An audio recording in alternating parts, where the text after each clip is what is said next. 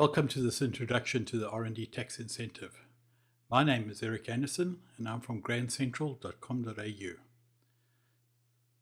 This presentation is applicable for both the 2012-13 financial years and the 2013-14 financial years. The R&D Tax Incentive Program is administered by Oz Industry and the ATO together. A couple of things to bear in mind. Applicants cannot be trusts or individuals. Eligible applicants have to spend at least $20,000 in eligible R&D expenditure.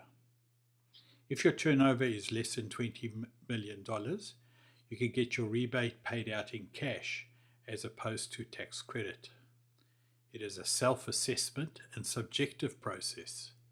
If you feel that you've done R&D, you're entitled to claim it, but you have to make sure that you are eligible. The program focuses on genuine R&D and consists of core and supporting activities. There are a number of key points that you need to consider before you can apply for the R&D tax incentive. You need to ascertain firstly whether you are undertaking eligible R&D. If the answer is yes, the process then consists of identifying core R&D activities and supporting R&D activities. You then identify the expenses that go with the R&D activities, always ensuring that you keep detailed records to substantiate any audit inquiries from Oz Industry or the ATO.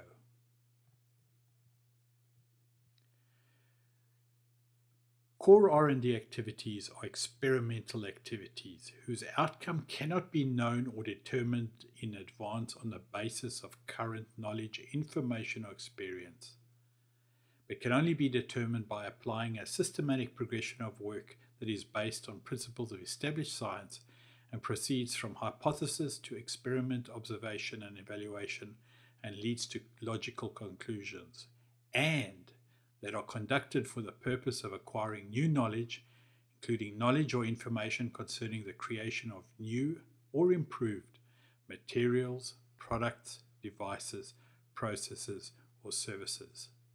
To determine whether you have been undertaking core R&D activities, you need to ask yourself the following questions. Was an experiment or set of related experiments carried out? Could the outcome of the experiment have been known in advance or determined in advance? Did the experimental activities employ the scientific method? Was the purpose of the experiment to generate new knowledge? If the answer to the above questions is yes, then you're probably undertaking core R&D.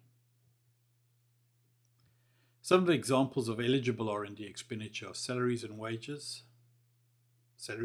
on costs like super, overheads, materials consumed during a course of undertaking R&D, plant usage, other costs including contractors, consultants, travel, training, process materials, insurance, and software. Supporting R&D activities are activities directly related to core R&D activities.